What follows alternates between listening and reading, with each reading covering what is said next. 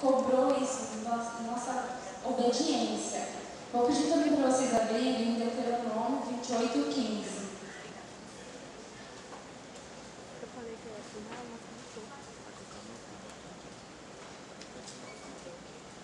não, só ela.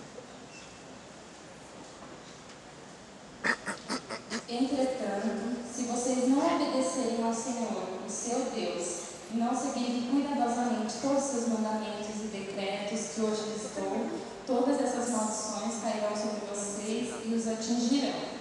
Moisés deixa bem claro que a única coisa que Deus pediria era a obediência.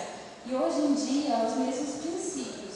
Nós temos duas escolhas: honrar a Deus com nossos dízimos e ofertas e receber as bênçãos, ou reter as nossas finanças e colher as maldições. A escolha é sua. Então agora eu vou pedir para vocês estarem pegando os dízimos e as ofertas, que nós vamos estar orando.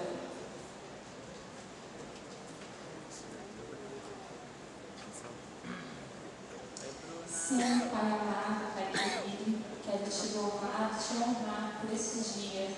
Que o Senhor esteja mesmo abençoando, Pai, cada um que está aqui, Pai, que o Senhor esteja guardando também, para que nós possamos usar de sabedoria na tua casa, Pai.